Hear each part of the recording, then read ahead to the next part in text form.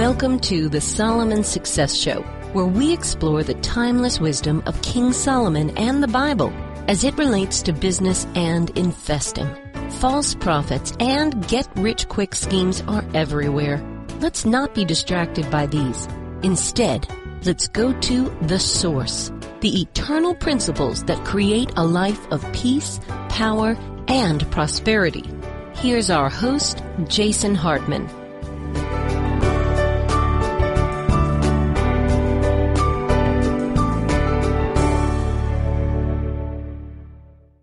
It's my pleasure to welcome Dr. Steve Turley to the show. He is an internationally recognized scholar, speaker, and author of so many books, about 20 of them, give or take. He's one of the most exciting voices in today's intellectual dark web.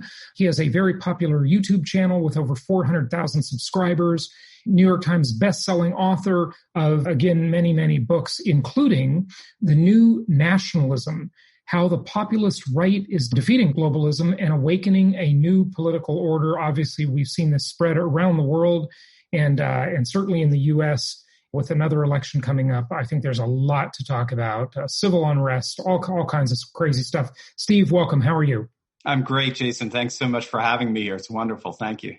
It's good to have you. And you're coming to us from Delaware. Is that correct? I am, right? That's through no fault of my own, I like to say. Yeah, well, hey, it's a desirable business climate, that's for sure. That's true. We're the corporate capital of the world. That's right. Yeah, absolutely. More corporations squeeze into that tiny state than any other place. That's right. Us in Nevada, I believe, right? Yeah, you in Nevada, yeah, and there's a couple others. But, you've also got a book with another interesting title, The Abolition of Sanity. Mm-hmm. And, I think nowadays it is really amazing. First of all, maybe I'll comment, just the lack of critical thinking ability among the populace. You see reporters stick a microphone in someone's face and you kind of can't believe it. I mean, didn't these people go to school? They have no sense of history. I mean, it's just really amazing. Is that part of the new nationalism movement? Yeah, in terms of the backlash against that, absolutely. One of the major developments over the last 3 decades has been the comeback of what's called classical education. So this is the education of our founding fathers. It really was the education of Western civilization for a good 1,500 years. In its Christian form, it goes back 2,500 years in its Athenian form, its Roman form, technically known as paideia. We use the word for pediatrician. How do you raise a child? Right. And back then, they believed that critical thinking was logic was essential to understanding the world. There was actually a stage in your education known as dialectics, and the term is dialectio, to speak back and forth, to be able to listen to each other and to be able to converse with each other, to conversio. We've lost that. That's died over the last few decades, because largely through a lot of modern educational theory that's more or less been kind of pushed away by a growing movement of homeschoolers or these classical schools and the like, who are saying, you know what, let's go back to those basics. Let's go back to some critical thinking so that we can actually talk to each other again and think soberly about life. And you would think all the open-minded people on these college campuses you'd think they would like this idea, right? And debate would be this healthy thing. They just squash debate, it seems like. Absolutely, yeah. Debate is just, from this vantage point, what you're talking about on a college campus, is just another expression of white supremacy. Unfortunately, that's how people think today. It started in the 1960s with what's called the multicultural movement. And it really came out of the Frankfurt School. They came out during World War II. They were a bunch of very radical left-wing Marxists who ended up at Columbia University and a number of other universities. And they started teaching the idea that Western civilization is inherently oppressive. And they tried to form actively a coalition of the oppressed. So it would be a multicultural coalition that would point out all the sins of Western civilization. So they got rid of the classical liberal arts canon, liberal in the good sense of, liberating the mind to read the good books and understand good music, poetry, and the like. This is the world of, given your channel, this is the world of Adam Smith and classical economics and the like. And they got rid of all of that and instead replaced it with really a radically sort of cultural Marxist curriculum. And I think in many ways we're reaping the whirlwind of that. Okay, we are, but tie in a couple things for us. There's the Frankfurt School. There's this cultural Marxism concept that, we're now hearing more and more about. And then there's the Christian philosophy of education, I guess, and then Athenian before that, as you mentioned. But kind of tie some of these things together. What do they have to do with each other? And then of course Marxism. So how did we get from Western society is bad? Okay, Marxism would oppose that. That's obvious. Where do the other factors come in the Frankfurt School, and then what specifically is cultural Marxism? Yeah. Versus usually people think of Marx as an economist, of course, right? Right. You got it. So there's a change there. All right, let's see how we can boil all that down. Let's unpack these things. Let's unpack that, shall we? It's great. Let's start with that sort of classical, Western civilization, Christian education. Basically, the classical conception of the educated mind. So when I say classical, I'm talking about Athens, Jerusalem, Rome, going all the way up to say like the 18th century and the founding of our republic and all that good stuff.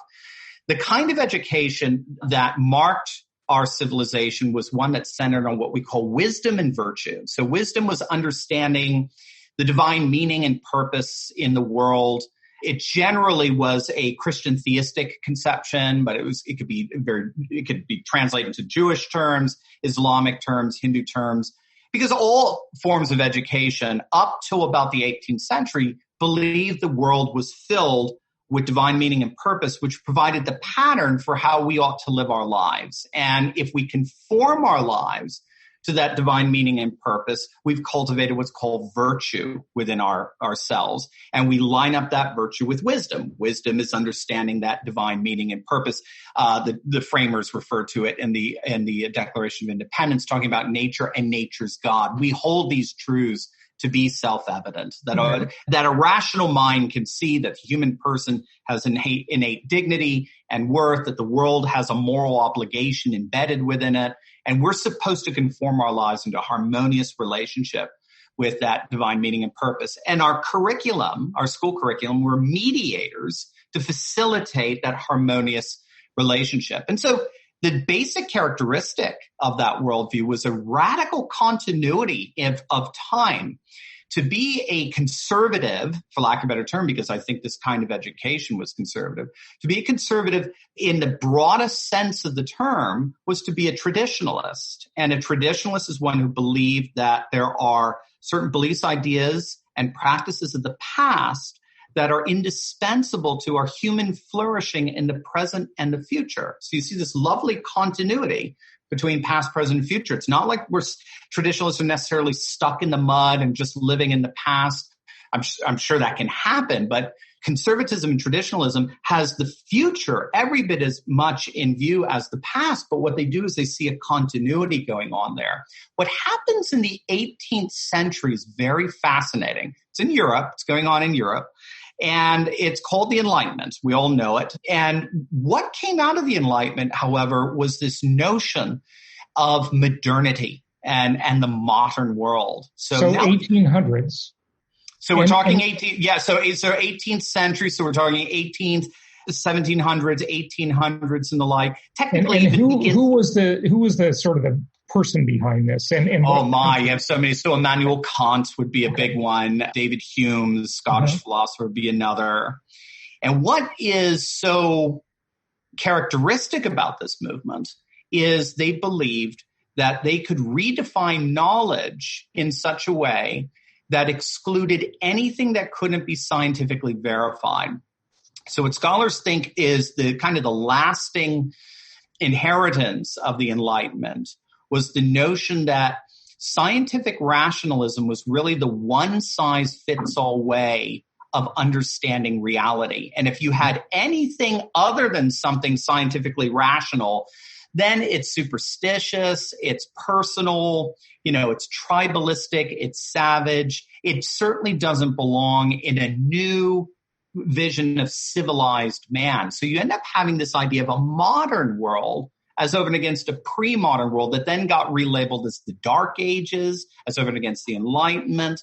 And so what you'll notice there, what's so fascinating, is in contrast to the way we did Western civilization for all those centuries, now you're seeing a radical disruption in history. So now history, anything prior to this sort of, I like to call it the first great awakening, the first kind, the first kind, this enlightenment, this way we woke now to a whole new way of looking at the world, has rendered everything else prior to it in the past as undesirable. It no longer has any relevance to what we're doing today, because scientific rationalism is the one-size-fits-all way of understanding the world. That gives birth then eventually to a new education system that gets highly influenced by Marx, because what Marx is he's the 19th century outworking par excellence of that view. Anything that preceded the modern world is tainted, it's bigoted, it's filled with all kinds of inequities and all kinds of ways people are abused in terms of social power and the like. So these modernists then, would it be fair to call them modernists? Mm-hmm, absolutely. They would downplay the role of philosophy, and they would downplay the role of the Magna Carta, I guess. Yeah. And trial by jury, and all of these great things these evil white religious men gave us. That's right. You got it. Because again, anything prior to the Great Awakening, and it happens first in the 18th century in that sense, is now deemed to be, inescapably tainted with all kinds of superstitions and social evils and the like. This is where you get the idea that the age of religion is a world of just war and savagery and burning witches and all that. Whereas the age of reason is, Star Trek, the final frontier, and we're all going to find this wonderful universal harmony through the use of reason. Now, again, there's wonderful things that come out of this. It's not terrible. I like antibiotics, I like, or whatever it happens to be, it's a super travel and being able to visit places in the world that you and I were talking. You span the world in a way that no human being could have done. Just really in the end, just 100 years ago. So it seems the way you're presenting it, it's almost hard to debate one of these modernists, because who could deny the value of science? Science is very valuable. We all appreciate science. How do you say no to that? It's a fantastic question, and that's exactly what happened in the 1970s. It's really interesting, and this is primarily through a philosopher named Francois Lyotard in a publication from 1979 called The Postmodern Condition. Mm-hmm. And what he found was when he surveyed Western populations on the issue, do you believe scientific rationalism is the one true way of understanding the world? People started denying it. They said, no, that's impossible. And when he asked why, when he probed, he found that there was extraordinary disillusion with World War I, World War II, Vietnam, and the like. Remember, the 20th century was supposed to be the century of unparalleled progress and international harmony based on scientific reason. It ended up being the bloodiest century in the history of humanity. And then we had a Cold War where we could, blow the world up several times over. But they would blame conservatives for that. Sure. And granted, they may, but unfortunately, they couldn't persuade the world's populations. The world's population actually ended up blaming modernity. They blamed the idea of a one-size-fits-all political and economic and knowledge system for all people, times, and places. We went into the 19th century with that confidence. In many ways, that was propelling a lot of the colonialism of the 18th century. There's a one-size-fits-all civilizational system for all the savages of the world. Well, by the end of the 20th century, we just don't believe that anymore. And so we've collapsed into something called postmodernism, or I should say modernity has collapsed into postmodernism. So before you move on to that, it doesn't sound like that would equate with the New World Order concept then. or the globalist concept. Very good. So right, you're absolutely right, Jason. So the globalist vision is still the modernist vision. So that to understand this insane time we're living in, trying to make sense of it, what we have to understand right now is we've got a clash, and the clash, and people like Sam Huntington, the Clash of Civilizations thesis back in 1992. If your listeners are familiar with it, it's very fascinating. So you had Francis Fukuyama from my old alma mater, Johns Hopkins. He was coming out after the fall of the Berlin Wall and the Soviet Union, and he declared it the end of history. And that thesis was, we finally arrived to the one-size-fits-all political and economic system for all people, times, and places. And that's Western liberalism. Its chief competitor, Soviet communism, collapsed. It's dead. It had another competitor, the Nazi fascism, that died in the war. So now, this sounds okay so far. So far, and then Samuel Huntington comes in right around the same time, of Harvard, and he says, not so fast, Francis, not so fast. What happened to the Soviet Union and its breakup, and Russia lost a third of its nationhood literally overnight. We've had 35 countries added to the world map since 1991, and just this balkanization that we saw happen as a result of. Samuel Huntington said that's what's going to happen to the world. The world is breaking up, and it's not because liberal democracy won, it's because modernity lost. And the Soviet Union and liberal democracy, Western liberal democracy, were both rooted in this conception that there's a one-size-fits-all political economic system for all people, times, and places. And the Nazi fascists had their version. It died in the war. Then you had the Cold War and the standoff between two different versions of it.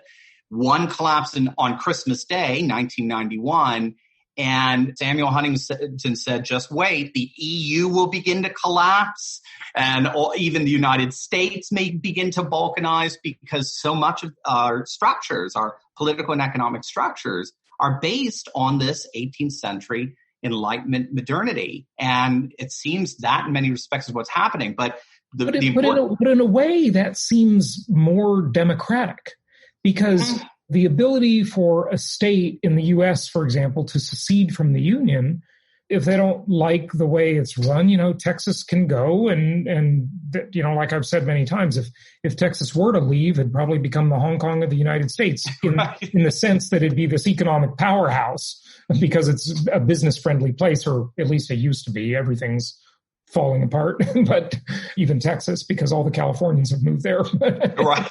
Right. They're very upset about that too. I know. Lots of Texans. But you got it. That's one of the key differences about the new nationalism than the nationalisms of the past. I'm not a fan of the EU. I don't think that. I think that's a failed experiment from the beginning. You've got slacker countries, if you will, with productive countries. And it's like a welfare state. They don't want to pull the weight of the slackers that, want to take a siesta every day or retire at 48 years old. That just doesn't work.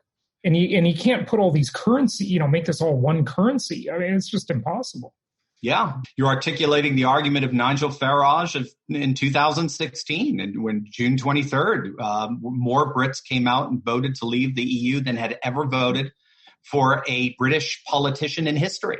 Right. So where would so that's a nationalist concept. That's a nationalist. By the way, I was all for Brexit. I think that on Facebook, I wrote, when it happened, congratulations, Britain got their independence. We got ours 240 years ago or whatever. Now they got theirs. And that was true taxation without representation, basically. Yeah. Oh, absolutely. Yeah. No, you got it. So would I be agreeing with a modernist then? You'd be agreeing with a post-modernist. So the modernist is the EU. Modern is the one-size-fits-all. Modernity is dead. Modernity is dead. That's what Sam Huntington's thesis is. Modernity has died in the hearts and minds of most people. We still live under its structures, but our sentiments, our inclinations, our dispositions are postmodern. I see it with my students all the time. No one, I can tell you, I can't remember a single student in the last 10 years that ever came into my classroom said, yep, there's a one-size-fits-all political, economic, and meaning system for all people's times and places. Everyone's deferring back to culture, custom, tradition, identity, and the like. And that's post-modernity. And so post-modernity is breaking up modernist structures. And it can be good, it can be really neat stuff, i.e. Brexit and the like, or it could also end up in a lot of conflict like we saw in the Balkanization situation in the late 90s. And to a certain extent, in the Balkans? In the Balkans itself, properly. You're not talking about balkanization like a concept. I'm drawing it from the geography to the kind of balkanization we may be seeing here in the United States. Mm-hmm. We talk about like a Texit, but really what's going on, it seems to me, it's kind of an ethno-tribalist sort of breakup what's going on here. So if the world is going postmodern, then really in the end, you only have two choices. It's very interesting. Either we're going to go back to our sense of national sovereignty like Brexit did, and the way President Trump was arguing, the then candidate Donald Trump was arguing in 2016, where we're going to reassert our border security, our economic security, right, bringing manufacturing jobs back home and the like, and our cultural security, celebrating our nation's cultures, customs, traditions. Either we're going to go there as over and against some kind of globalist, EU, UN kind of structure, or we could break up even further into what are called ethno-nationalisms or tribalisms. And that's really seems to be the new battle lines that's forming in a postmodern world. And I think that's how I understand Black Lives Matter movement, La Raza, and a number of other movements. There's only one group that doesn't have representation in this era, and that is yours truly. The white male, Yeah. Because, and Jason, that goes back, interestingly enough, to the Frankfurt School, because you had someone like Herbert Marcuse who wrote his work on tolerance, and you can read it online. It's from the 1960s. Most scholars think it's the beginning of political correctness. It's a treatise for political correctness. And he said the only way you're going to overthrow the dominant Western cultures, creating that coalition of minorities we were talking about. But he knew that coalition of minorities had nothing to do with each other. So they needed a common enemy. And for him, the common enemy was the white male. And that's why white supremacism and male patriarchy are blamed for every sin under the sun. So that's how it sort of ties together there. So you really think, as much as we've got this diversity training and multiculturalism and these mass immigration movements into, European countries, into the U.S., of course, that's actually backfiring, or these are cross currents, so it's complicated, of course. Exactly. But you look at what's happened in Sweden and it's a disaster. The crime rate has soared. And, I know I'm going to get some email from some person that doesn't understand, that doesn't really look at the real news, that doesn't follow Peter Sweden on Twitter, for example. Right. Yeah. I know Peter. Yeah. And just doesn't know anything, because a lot of this stuff, it's amazing how a lot of this stuff just is not reported. These car burnings, torching cars in certain areas outside of Paris or in Paris suburbs. What's going on in Sweden, what's going on in a lot of these places, it's just not reported. It's amazing how powerful this force is. Like, everything you said is the opposite of what the globalists want to do. These super powerful people like the George Soros types of the world and maybe the Rockefellers and, whoever else, they want to, and UN Agenda 21, they want to force everybody together. And they want to have a one world currency and a one world government because it's just a lot easier to manage. Exactly. And as long as they're at the top of the, the structure, great for them. But it's the ultimate corporation. It's the ultimate globalist corporation. They're all globalists. It's interesting because this ties into the difference between economic Marxism and cultural Marxism. The fundamental difference between the two at one level is cultural Marxists made their peace with the economy. They made their peace with money. They're all billionaires today. The Brazilian philosopher Olavo de Carvalho loves to point that out. He said, you look at the top richest people in the world, and they're virtually all left-wing liberals. They're virtually all of them. I think I just read the other day that Jeff Bezos' ex-wife had just given all these billions of dollars to he gave $1.7 billion a day. Mackenzie Scott is seemingly a lot more generous than her ex-husband. It's actually really quite shocking. how stingy Jeff Bezos is. Wow.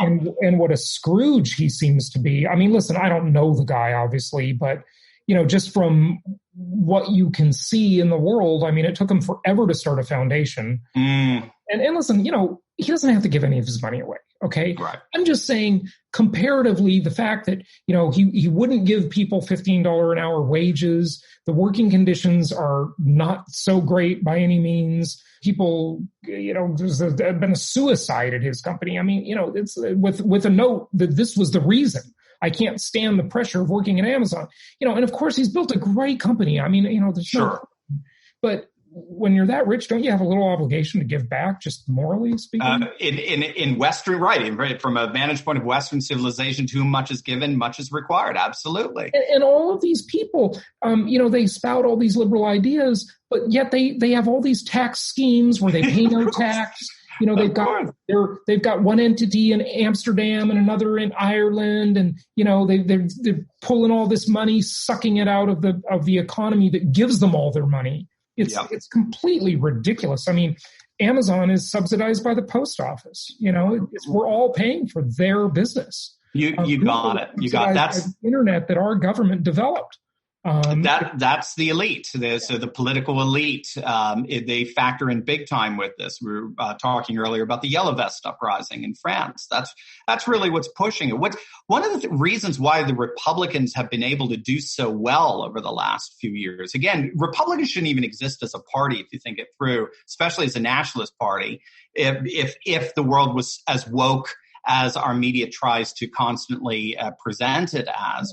And again, remember, this is a corporatist globalist media. They're very much part of this global. It's a Soros media. Exactly. So they're only going to put forward a pro-globalist vision of the world. But what we're finding is that there is a massive backlash against that, particularly among white workers, white working men without college degrees. They came out and voted for Trump at levels we've not seen before. So you had almost 200 counties in Wisconsin, Iowa, Michigan, Pennsylvania, Minnesota, the so-called blue wall that voted Democrat for the Democratic presidential candidate in every single election since the 1980s. Turn around and vote by a 20-point margin for Trump. And we're seeing the same thing in Europe. We're finding that it's the white working class that tends to be voting for the nationalist populist parties. They've defected from the left. Labor in Britain does not have Labor as a constituency anymore. Post-Brexit, they all defected over to the Conservative Party or to the Brexit Party. The two groups that need to defect from the left are the African American community and the Hispanic American community. I mean, the Democrats are screwing those two groups. I mean, it's terrible what they've done. They've just ruined, entire demographic cohorts. It's unbelievable. That's one of the things that is another thing, getting the message out in this kind of media environment is almost impossible. Sure. But the alt media is doing a fantastic job. I think the network society, scholars like Manuel Castells and Jan van Dijk, these very interesting scholars, they're scholars of the internet.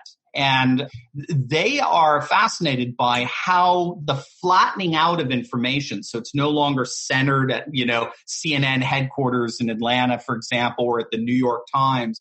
It's all been flattened out so that you can have citizen journalists, just a kid with his camcorder, running around and changing the world in many respects. That has redefined news, especially in social media. Yeah. It has. You have to understand, in 2016, of all the newspapers that endorsed the presidential candidates, 2 endorsed Trump. 2. The mainstream media had a monopoly against Trump, and he won. And he didn't just win. He's the first Republican since 1988 to get over 300 electoral votes. Mm-hmm. So there's something going on there where the media, every poll over the last 20 years shows that the media's trustworthiness has imploded. It's terrible. The media people don't trust it anymore. And so they're going to podcasts like yours, channels like mine and the like, to get a sense, not just to get lectured to, but to actually participate in the understanding and the discussion of our world and what's really going on. And that's killing the major mainstream Marxist media, as I like to call them. A couple things there. I would love to believe that is happening. However, unfortunately, the tech tyranny we're all living under is trying its best to defeat that. Yeah. The disgusting Twitter organization, Facebook, Google, these are the scariest companies on earth. They are censoring medical treatments, literally killing people. Literally killing people or making people suffer, at least. Right. They are squelching speech. Jack Dorsey is threatening to shut down the President of the United States Twitter account. I mean, this is unbelievable. Yeah. It's absolutely unbelievable. Now, but think about it, though, Jason. Can you imagine if Trump opened up a Parler account or a Gab account or something like that? He hasn't done that yet. But they'd all rush to Gab. I don't even know what Parler is. But so these are these alternative kind of Twitters, alternative Facebooks, and so for alt tech, as it's referred to, as opposed to big tech. They'll only be alt tech for so long. They can end up popping literally overnight, and so it'll be interesting to see. It is frustrating. I do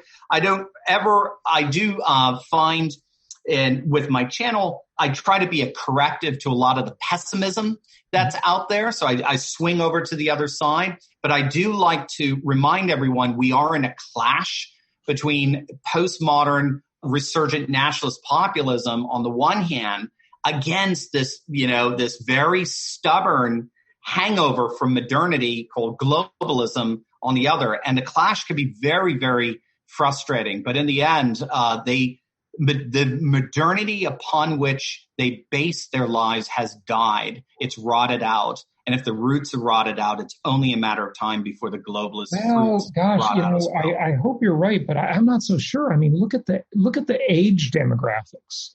I mean, you look at the I don't know what the Gen Zs are like yet. I don't think anybody knows for sure what they're like. Generation Z, the youngest group, but the Gen Y, the millennials, we know what they're like. Okay. And, and I'm a Gen Xer, so I'm a little older than a millennial.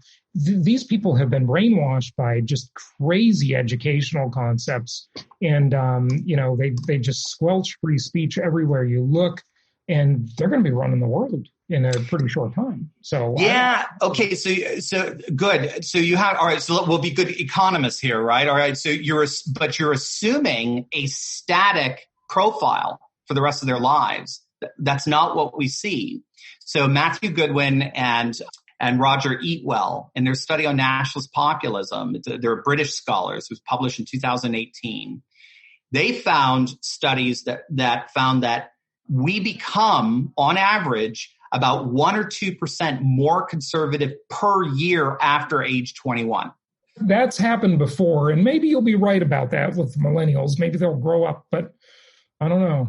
Yeah, but I've seen it in just personal anecdotes with someone I know very close to me, big Obama supporter, left-wing Democrat, never ever voted in Republican or conservative, and was having to sit through an HR presentation on what is it? The not white guilt. What is it? The new one now?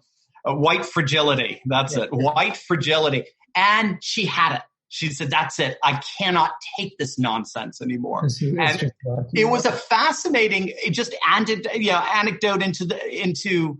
And this person, I would say, is in late 30s, early 40s. And just has absolutely had it. This person's also reading Thomas Sowell at the moment too, which I thought was pretty cool on the show. He's brilliant. Yeah, I thought that was pretty cool. So things are dynamic, and the thing to keep in mind is that globalism requires, and liberalism in general, requires a modernist conception of the world for it to continue. And what we're finding is that modernist conception is breaking up, and liberalism is breaking up. That cultural Marxism is breaking up into tribalisms.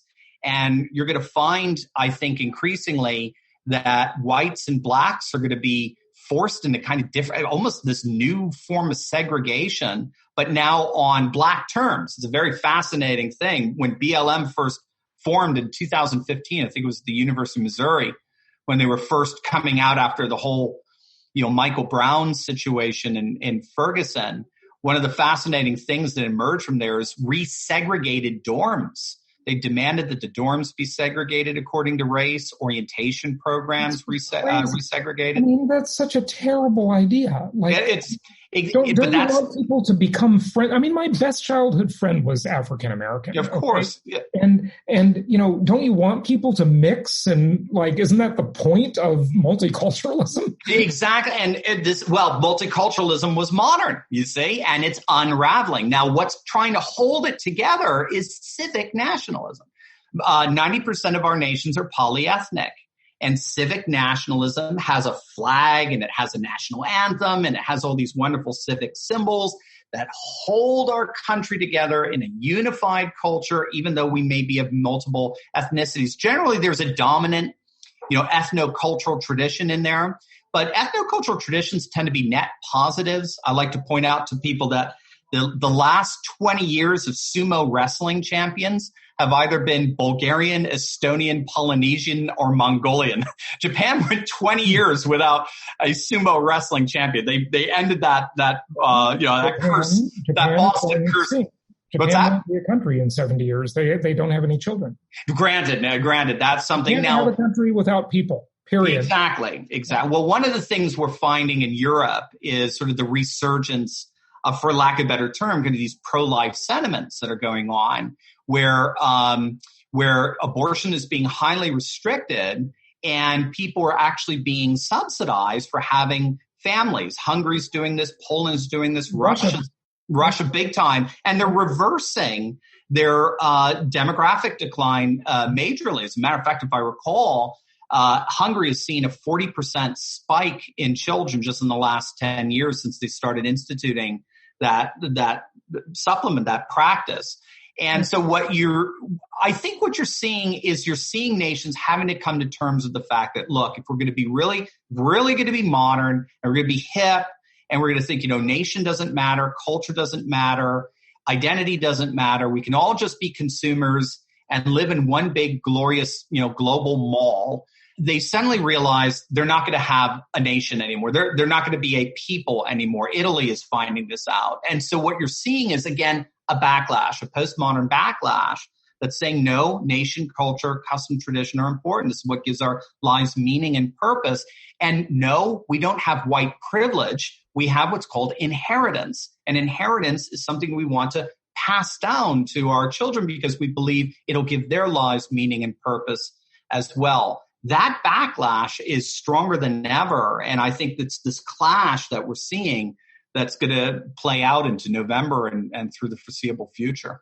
Fascinating stuff. About 20 years ago, I wrote an article for a trade magazine called The Monologue Media versus the Dialogue Media. And remember, this is before social media, but it's interesting to see how this has played out 2 decades later. And basically, my thesis was the right side of the political aisle, the conservative side, controlled the blogosphere and talk radio. And the left side of the spectrum controlled the one-way media, the monologue media, whether it be newspaper publishing. Yeah, I know there's an op-ed page, big deal, but, largely it's one way. Book publishing, television, anything where you can't really call in and question ideas, was controlled by the left political side. But where you could call in and challenge the host of the talk show, for example, or you could write a comment on a blog, that was controlled by the right. And the thesis was that the ideas on the right side of the spectrum could withstand the scrutiny of debate. But on the left side, look at Air America, the old left-wing radio network. It just totally collapsed. No one was interested. Okay. I guess people don't want to just hear Rachel Maddow hating everybody forever, right?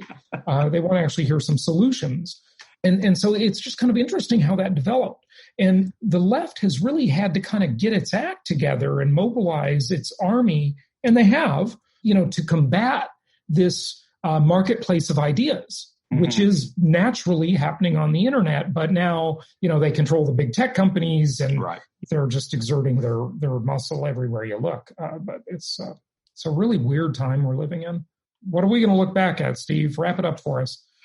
Well, there you go. I do. I think we're going to see 2016 in particular as the flashpoint when things really began to change. The right and left categories started to change. The left began to unravel in many ways into kind of a neo-tribalist ethno-nationalism. The right, as we know it today, turned more into a civic nationalism, defending our nation, our culture, our customs, our polyethnic traditions, and the like. And in the end, I think it's going to go the way of civic nationalism. I think we're going to win. I do. I think, especially with the demographic revolution that's going on among conservative religionists, particularly Christians, we're seeing, for example, predictions that there'll be over 300 million Mormons in the United States by the end of the century and 300 million Amish at the end of next century, along with a massive boom of evangelicals. So we're going to become more and more traditionalist. There was a joke in there somewhere. The United States is going to be evangelical, Mormon, and Amish. I know there's a joke in there. I haven't figured it out. It sure doesn't feel that way to me, but okay. You're right. Well, again, it's demographic, so it takes time. It's it's watching a kid grow. And then there's just going to be some fixed points, some flash points where you go, wow, things have changed. So I think come November, we're going to be very surprised with the result there. And I think we're going to continue to see. Last time we were too, because, the Trump voters just got sick of being shouted down by haters. And they just went in and voted. They shut their mouth and they voted. And it's only gotten worse since 2016. Right. That's true. And listen, I mean, if the Democrats can't put up a better candidate than Joe Biden, you must be kidding me. I mean, I can understand if you hate Trump. Trump is offensive. Okay, he offends people, and I wish he would stop doing that. But Joe Biden. I mean, yeah, of all people, right? Are you kidding me? That's just crazy. Talk about an old white man. Yeah. Crazy. Yeah. And all the Democrat candidates were old white men, all older than Trump, right. Interestingly. That's right. It's ironic. Steve, give out your website. They can go to Turley Talks, my last name, Turley, talks.com, and they can also check us out on YouTube. Just punch in Dr. Steve Turley. Dr. Steve Turley, thanks for joining us. Thank you, Jason. My pleasure.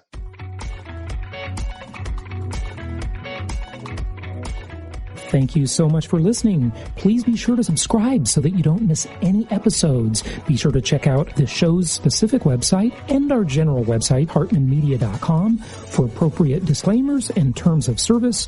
Remember that guest opinions are their own, and if you require specific legal or tax advice or advice in any other specialized area, please consult an appropriate professional. And we also very much appreciate you reviewing the show. Please go to iTunes or Stitcher Radio or whatever platform you're using and write a review for the show. We would very much appreciate that.